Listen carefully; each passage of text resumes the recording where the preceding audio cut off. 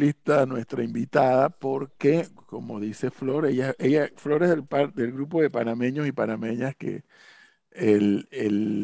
la pandemia del escepticismo No, la ha captado y la tiene así mal, ¿no? no, para Pero está nada. bien, eso es parte de la realidad de una sociedad, ¿no? Yo Pero no lo no sé si dije, eso tiene nada de malo, Flor, no lo dije por escepticismo, sino que son cosas que también tendríamos que haber planteado allí. pero no sabemos si están ahí planteados o sí. Vamos a preguntar ahora. Ya está con nosotros la doctora Paulina Franceschi. Paulina, buenos días, bienvenida.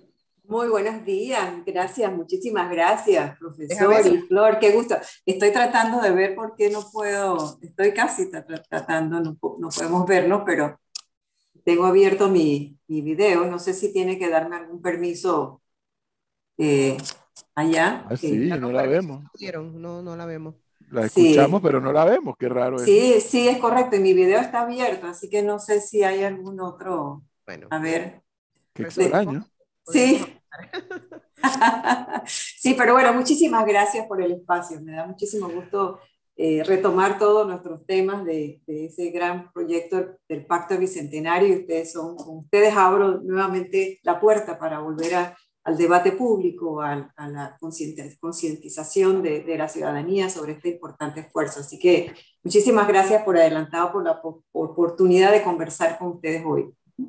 Paulina, uno de los retos más grandes que tiene el pacto del Bicentenario, ya cumplieron una etapa que tal vez era la que más tiempo iba a tomar. Ahora están en otra etapa. Bueno, yo no debo decir están, debo decir estamos, porque soy parte de Exacto. esa comisión. Sí. Pero creo que uno de los retos más grandes que tiene el pacto es qué hacer o cómo hacer con seguridad al nivel de la coordinación ejecutiva, lo han discutido, para que la población o buena parte de la población, pues no podemos hablar del 100%, eh, capte el sentido de este pacto, lo interiorice, lo asimile y genere no una expectativa, sino genere una especie de agenda nacional. Ujú.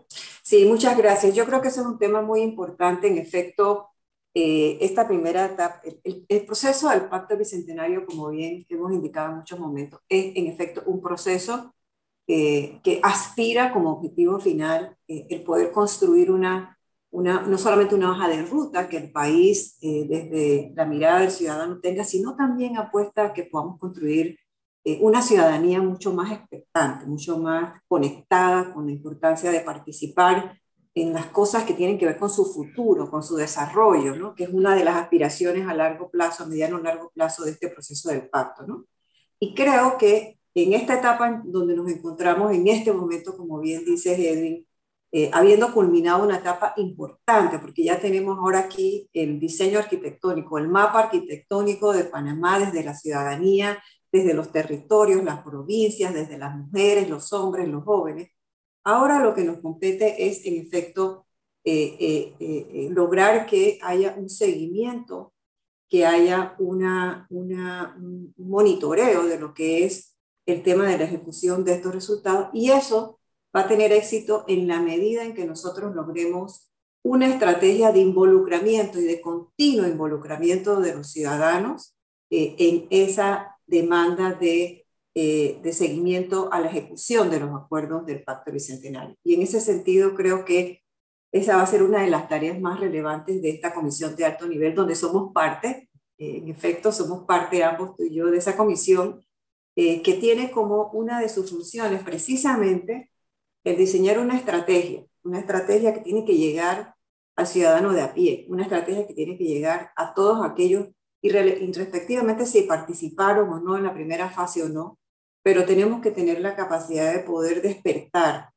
animar ese espíritu de participación, de seguimiento, de auditoría, importante que vamos a necesitar instalar. Y creo que eso va a ser una tarea pues muy importante de esta comisión de alto nivel, que tendrá pues entre sus manos ayudarnos a construir esa estrategia para poder llegarnos. Y sin duda alguna yo creo que Edwin, también el tema de apoyarnos, seguirnos apoyando con la tecnología, como hemos discutido también en algunas de las sesiones anteriores, va a ser fundamental. En la primera fase de este proceso nos mostró que el ciudadano panameño sí se conecta, sí se comunica a través de la tecnología. No hubiera sido posible obtener esa cantidad de propuestas que obtuvimos si no hubiera sido posiblemente por la tecnología. Entonces yo creo que sí tenemos a través de eso una posibilidad de, con las herramientas adecuadas tecnológicas, con las facilidades tecnológicas adecuadas, poder lograr trascender y que haya un espíritu de monitoreo, de seguimiento del ciudadano, pues apoyado por la tecnología para lograr que haya esa auditoría social, ¿no? Esa veeduría social tan importante para lo que tiene que ver con el cambio de la calidad de vida de cada uno de ellos, ¿no? Entonces yo creo que por ahí puede haber un espacio interesante que... A propósito de eso, de que la gente se comunica y la tecnología, el pacto tiene que revisar, no, tiene todo un listado de temas. Sí. Y que por lo que yo recuerdo, tanto cuando se configuró la idea del pacto y luego ahora la comisión, el presidente Cortizo siempre ha sido claro de que esto es un tema de seguimiento, de que a este gobierno le tocará una etapa para cumplir con ese pacto, al siguiente gobierno le corresponderá otra etapa. En alguno de ese listado de temas y de esas etapas, hace un momento aquí discutíamos entre nosotros en la mesa de trabajo el tema de estrategia marítima. ¿Le suena a Paulino Franceschi de todo el temario que hay allí? ¿Hay algo referente a esto?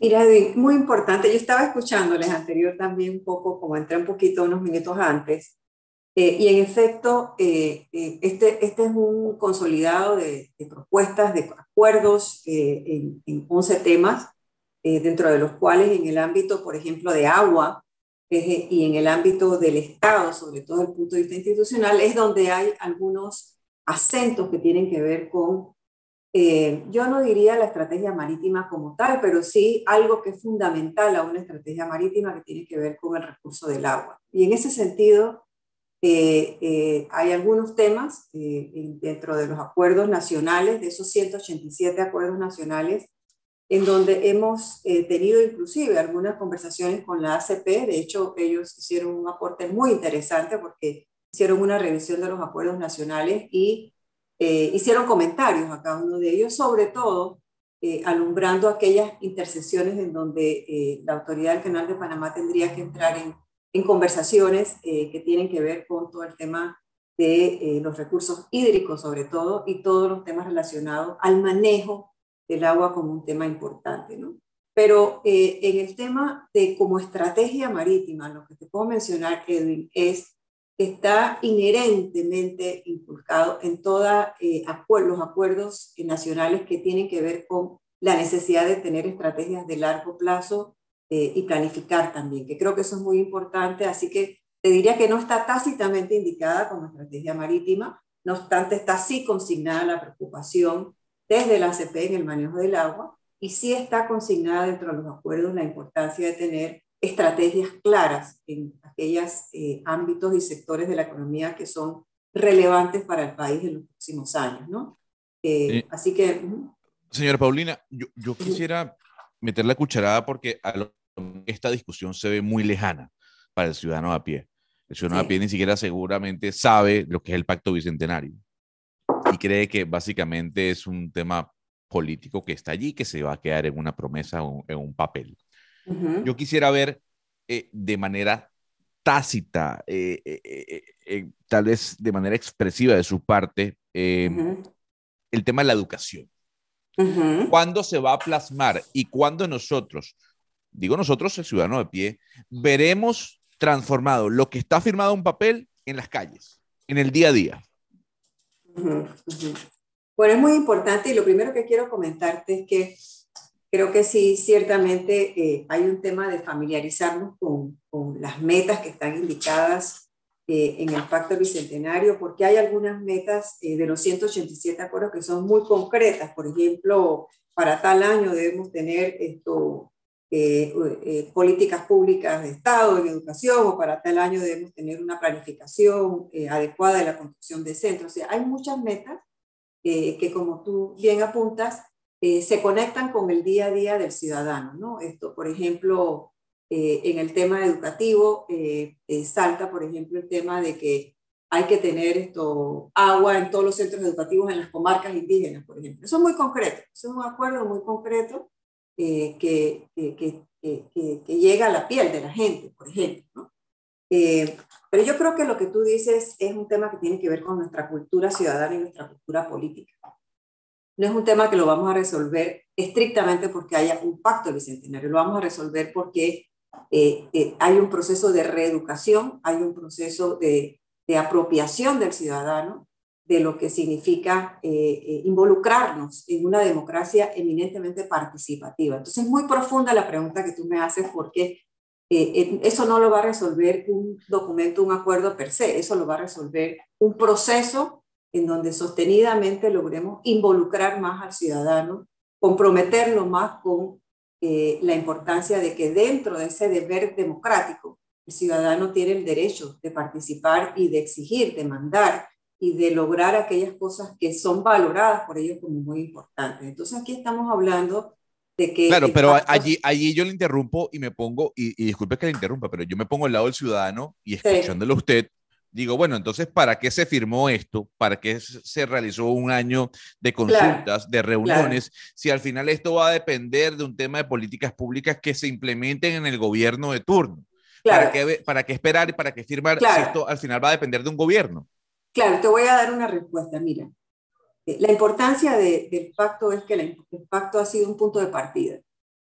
Un punto de partida que por primera vez ha permitido a ese ciudadano de a pie decir cuál es la piedra que le molesta en el zapato, decir cuáles son las brechas que para ellos significan o pudieran transformar una condición de vida. Entonces, este es un punto de partida, Gonzalo, no es el fin, pero es un punto de partida y es un proceso que si somos responsables, y yo creo que somos responsables nosotros, alrededor del pacto vemos personas que creemos en el proceso del pacto bicentenario y que estamos pensándolo permanentemente porque sentimos que es un punto de partida para en efecto lograr eso, lograr mantener al ciudadano conectado con el proceso para ir haciendo esa docencia que necesitamos de ciudadanía y que el ciudadano comprenda que más allá de tener participación cada 5 años en decidir quién va a liderar este país, el ciudadano tiene también el derecho y el deber de participar en el día a día de lo que es el desarrollo de sus proyectos que pueden significar una diferencia en la condición de vida de ellos. Esto es un trabajo monumental, es un trabajo enorme porque implica no solamente trabajar un terreno, una dinámica nacional, significa también que hay que trabajar, por ejemplo, a nivel regional, desde los gobiernos locales, por ejemplo, desde los territorios, desde las comunidades, para hacer este trabajo de ir concientizando al ciudadano sobre esta diferencia. Lógicamente, esto tiene que venir acompañado, Gonzalo, de resultados a corto y mediano plazo. Esto no puede esperar el largo plazo porque el pacto tiene posiblemente 30 años de transformaciones entre todos sus 187 acuerdos. Y eso va a requerir efectivamente que haya una conciencia de que la importancia de algunas transformaciones de largo plazo va a trascender 1 o 2 periodos de gobierno, quizás 10 años. Entonces, eso ha sido algo que ha sido un área gris siempre para el país, pero esperamos que sí podamos estimular una ciudadanía más consciente de ese tipo de dificultades, pues podemos hacer una presión para que el sistema político también no esté compitiendo con aquellas transformaciones que necesitan largo tiempo y que no nos han podido cambiar las condiciones precisamente porque se necesitan 10 años de continuada esfuerzo de políticas públicas. En muchas de estas áreas, ustedes mencionaban la educación, sí, los cambios transformacionales de educación son generacionales. Es decir, para poder ver un resultado final, en efecto, tenemos que esperar 15, 18 años, pero tenemos que tener una ruta clara de cómo hacerlo para lograrlo. Y mientras nosotros no tengamos continuidad en las políticas públicas que son fundamentales para el cambio transformacional, pues vamos a seguir teniendo los resultados que tenemos hasta ahora. Y eso pues va a tener un impacto en la vida de las personas, va a tener un impacto en la movilidad social de las personas, va a tener un impacto en el empleo formal e informal en este país, va a tener un impacto en la paz social, en la convivencia pacífica. Entonces, aquí tenemos muchas cosas que hablar, muchas cosas que insistir para que conectemos la importancia de todos estos temas en lo que significa el futuro, ¿no? Entonces, es una apuesta, Gonzalo, que pues, sigue despertando escepticismo, pero yo creo que es la ruta que tienen que seguir los países que quieren un modelo de desarrollo más justo, más equitativo y sobre todo sostenible, que yo creo que es un tema muy importante para el momento actual que toca vivir en medio pues, de grandes incertidumbres generales. Así que yo creo que tenemos que ver esto como un punto de partida, como te digo,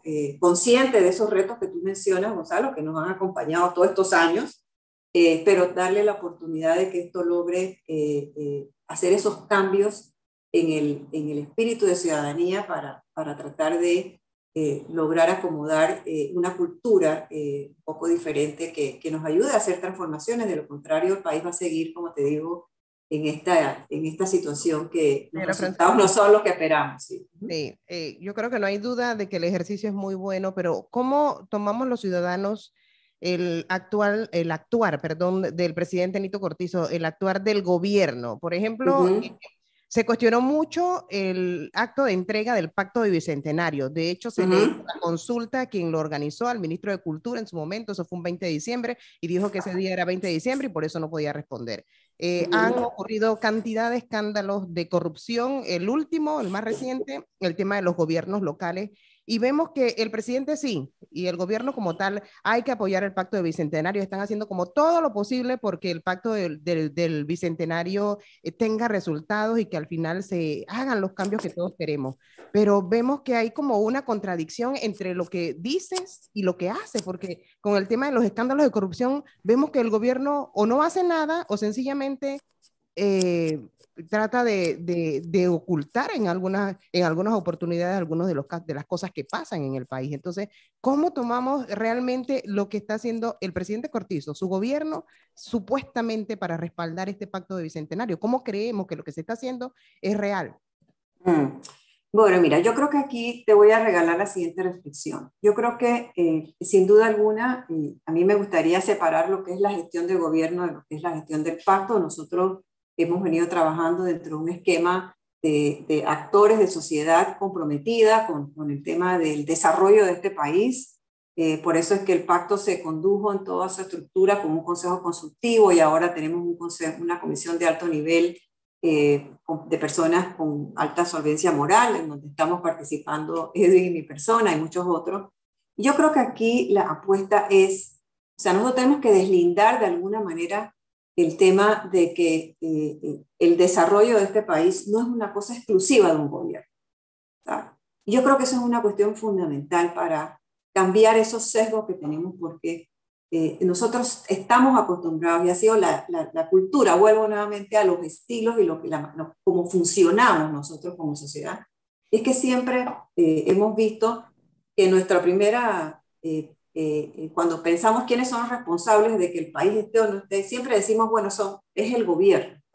Pero yo creo que con el tema del desarrollo nosotros tenemos que, y ahí veo también que hay un gran tema con el pacto, tenemos que empezar a cambiar. El desarrollo depende realmente de todos nosotros, porque los problemas de corrupción, vamos a analizar, los problemas de corrupción no es porque solamente el gobierno hace o no hace, es porque también se necesitan dos para bailar ese tango, ¿no? Como bien dice esa analogía, ¿no? Entonces yo creo que en el tema del desarrollo, nosotros tenemos que entender que el desarrollo depende de lo que haga, no solamente el gobierno, depende de lo que hagan otros actores que son importantísimos, el sector privado, lo que hagan la sociedad civil organizada, lo que hagan las organizaciones comunitarias locales. O sea, nosotros tenemos que despertar, Flor, una nueva gobernanza para que vayamos cambiando la estructura de poder que hay en el país y podamos aspirar a una ciudadanía mucho más para los tiempos de hoy en día y para lo que necesita la democracia. Entonces, Paulina, buenos días. Sí, correcto. Sí, adelante, Leonardo. Qué gusto saludarla. Oiga, bueno. la escucho el desarrollo, escuché parte del proceso, de que primero se presentaban las propuestas, Sí. luego las comisiones, el análisis, escucho lo que plantea Flor en torno a los cambios que se deben hacer y su respuesta en torno a que no es algo de un gobierno, sino que son políticas que deben trascender administraciones. Correcto. Pero, ¿qué sigue ahora en el Pacto del Bicentenario? Porque lo que se escucha es que se presentaron las propuestas, se ha escuchado en las últimas semanas que todas las propuestas no van a ser ejecutadas por el presidente Cortizo, pero ¿hacia dónde va este tema? ¿Qué es lo que Ok, el ciudadano puede esperar del Pacto Bicentenario para decir, aquí está el cambio que yo necesito, o aquí voy a empezar a ver las acciones que yo necesito para que trascienda estas modificaciones en las cuales se intentan llegar a un acuerdo? muy bien. Muchas gracias, Leonardo, por tu pregunta, porque también te la puedo responder. Mira, de aquí en adelante, lo que viene por delante es la función y el objetivo que llevó a la creación de la Comisión de Alto Nivel. La Comisión de Alto Nivel tiene que proponerle al país, en un periodo relativamente corto, un mecanismo para que el ciudadano sepa cómo le va a dar seguimiento a la ejecución y al desempeño de los acuerdos que se prioricen. Aquí recuerda que las instituciones públicas tienen que priorizar los acuerdos. Los gobiernos locales en los territorios tienen que priorizar, bueno, cuál de estos acuerdos para nosotros son relevantes en este momento. La academia, o sea, todo es un proceso de priorización de con qué acuerdo nosotros nos vamos a comprometer. Y la idea es, Leonardo, que la Comisión de Alto Nivel diseñe, proponga, presente, divulgue, dé a conocer, comunique cuál va a ser este mecanismo, de manera tal que tú estás sentado aquí, por ejemplo, ahora, y próximamente tú vas a saber dónde tú vas a poder buscar información de qué está pasando con esos acuerdos, quién está haciendo algo con esos acuerdos, qué nivel de avance tiene en la implementación de ese acuerdo.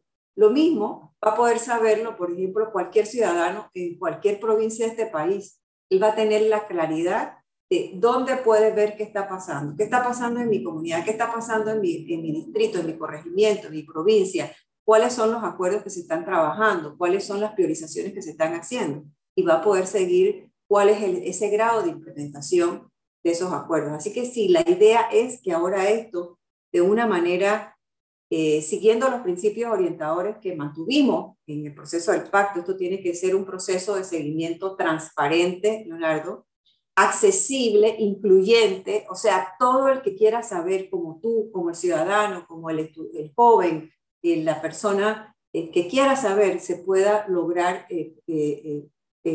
conocer dónde se está y con qué acuerdo se está trabajando, ¿no?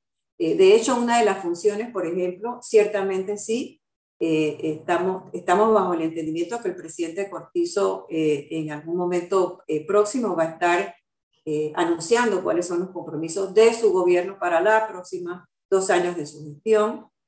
También entendemos que las distintas instituciones públicas en este momento están trabajando cuáles son las prioridades de los acuerdos que ellos van a considerar como prioritarios, y así esperamos que eso ocurra también con los gobiernos locales, como te digo, y también vamos a tocar la puerta al sector privado, y vamos a tocar la puerta a las universidades, y vamos a tocar la puerta a las ONG, porque nuevamente aquí estamos tratando de romper un paradigma, así como se rompió el paradigma de que la participación de abajo hacia arriba es posible con la tecnología. Ahora nos toca romper el paradigma de que el seguimiento y la ejecución de esto ya no solamente es una responsabilidad del gobierno. Al final de la historia, por las preguntas que estoy escuchando acá y las respuestas de la doctora Paulina Franceschi, me queda algo bien claro. Aquí lo primero que tiene que haber es voluntad. Exactamente. Voluntad de gobernantes y gobernados. De los actuales gobernantes y de los que vengan. Y de los gobernados, que seremos los mismos hoy y seremos los mismos mañana. Voluntad de querer hacer, de querer producir una serie de cambios. Si no hay voluntad y si lo que prevalece es el escepticismo, va a ser difícil producir cambios. Exactamente. Entonces, yo sí creo que a los gobernantes, perdón, a los gobernados, nos corresponde exigirle a los gobernantes que tengan voluntad de ejecutar y de producir esos cambios. Y a los gobernados nos corresponde entonces, en función de lo que exigimos a los gobernantes, hacer causa común para producir esos cambios. Hablar de cambios siempre va a ser fácil. Ejecutar esos cambios siempre va a ser difícil. Exactamente. Claro, pero hay una tarea, profesor, en lo particular, y es una crítica constructiva para quienes forman parte del pacto, es dar a conocer lo que es el pacto. O sea, es que la gente no sabe cómo se come esto. Entonces uno puede decir, bueno, se está cumpliendo, no se está cumpliendo, ¿qué es esto? ¿Qué pasa si un gobierno no cumple lo que se firmó? ¿Hay que salir a las calles a protestar? ¿Cuál va a ser la metodología para exigir que el gobierno de turno cumpla lo que se firmó? Entonces, yo creo que hay que empezar primero en enseñarle al ciudadano que hay un pacto, que hay un papel, que hay una firma y que esos objetivos del milenio, como le dicen algunos, se tienen que cumplir. Eso es lo primero que yo creo que hay que hacer, porque le voy a ser sincero, estoy seguro que hay una gran cantidad de gente que a esta hora nos escucha que no tiene ni idea de qué dice ese pacto. Y hay otra cantidad de gente que tienen idea, pero no tienen idea de lo que eso implica. Exactamente, sí.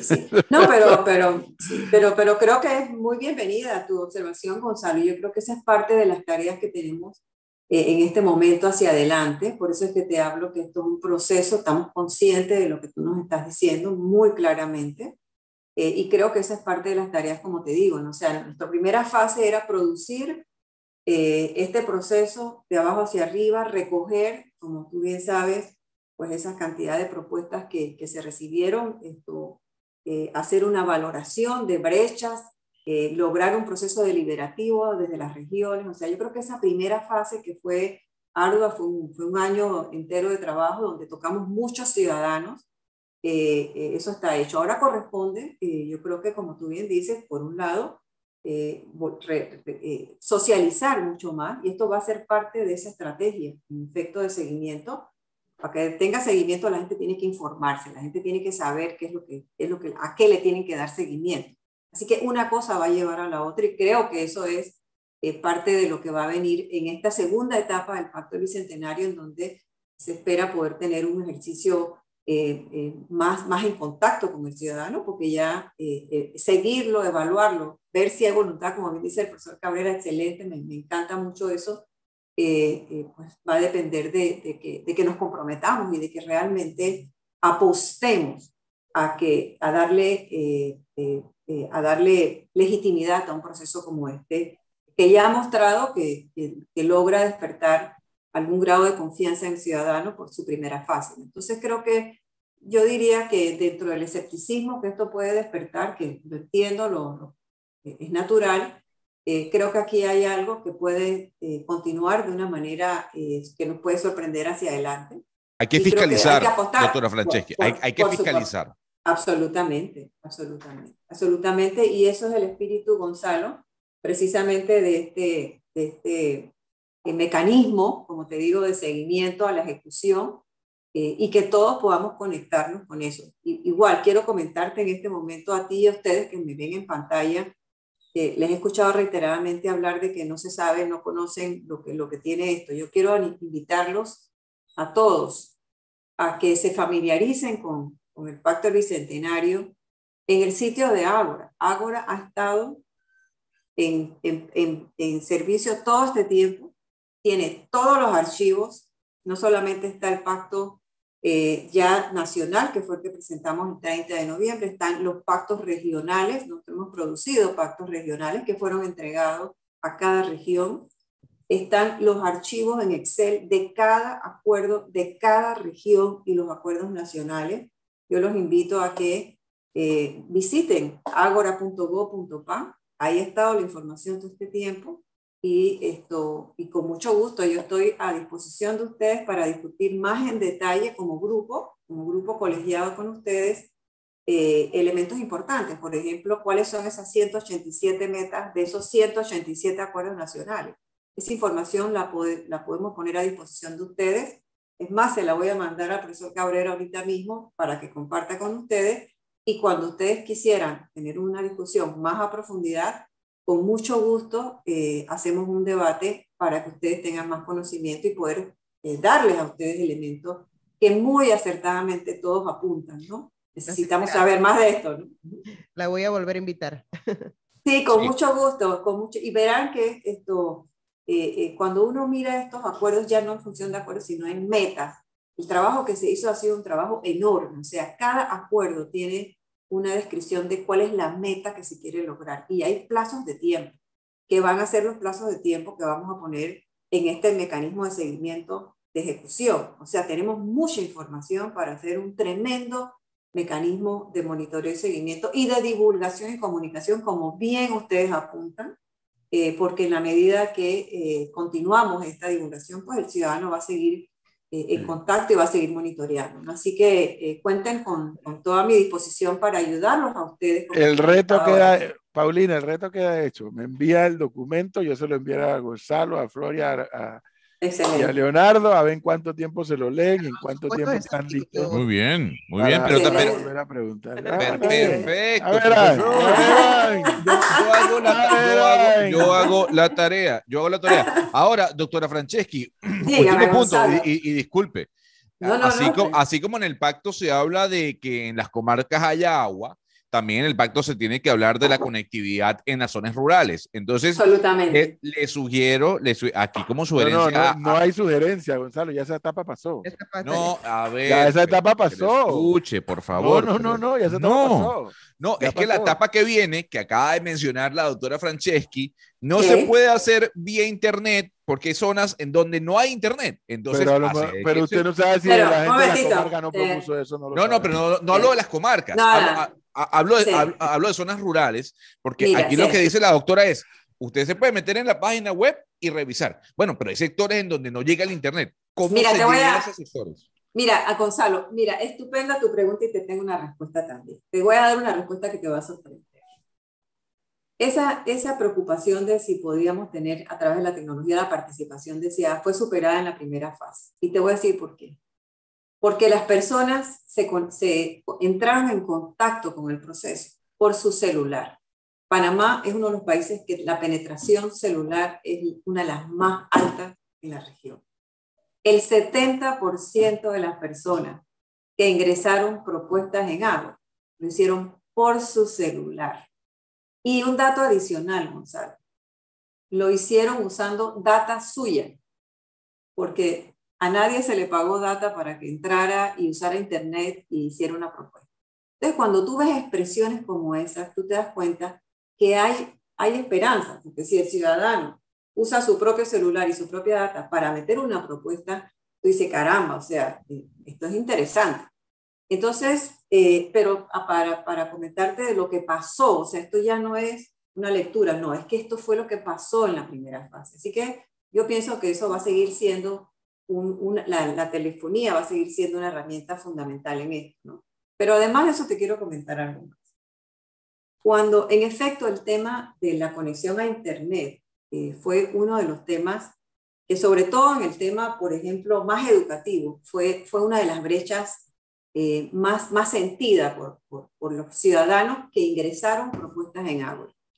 Y te puedo decir que en todas las regiones del país, en todas, la región transísmica, la región central, la región oriental y la región occidental, entre las 5 o 6 primeras brechas así analizadas de ese 100,000 y pico de propuestas que recibimos, incluyen el acceso a Internet, más que nada para fines de educación y de procesos de trámites y tramitología con el Estado. Hay mucho reclamo a nivel de Estado justo y ético sobre la calidad de las instituciones, la calidad de los procesos, la agilización de los procesos estatales, ¿no? Entonces, yo sí creo, eso sí surge como una demanda en ese sentido, Gonzalo, pero no es un impedimento para que la gente no participe, porque ya lo hemos probado. Ya el ciudadano, sí, en la segunda parte estamos seguros que el ciudadano va a seguir conectándose por el celular, porque esa es la conexión pues, que tiene y dispone y así lo hace. Así que una segunda parte de esta entrevista, doctora Franceschi. Y cuando los gringos nos dejen poner el 5G con Huawei, todavía será mejor aún, pero como los gringos no quieren que tengamos 5G con Huawei, pues, habrá una segunda conversación. Yo necesito tomarme un café con la señora Franceschi. Con mucho gusto, Claro. Gonzalo, cuando usted Claro. quiera. Usted me dice y aquí el profesor Cabrera tiene mi contacto con mucho Bueno. gusto. Y entonces, yo a disposición, de verdad que sí, Gonzalo, y me encanta tu espíritu y tu desafío y tu energía. Conversemos más, creo que va a ser muy importante conversar más contigo. Hay mucha Gracias. información para mostrarte, así que Doctora bueno. Paulina Franceschi, muchísimas gracias por Bueno, darnos este tiempo y compartir la información. Muy amable. un gran abrazo a todos. Buen día para todos. Gracias. Hasta Gracias. Buen día. pronto. Bueno. 8:15.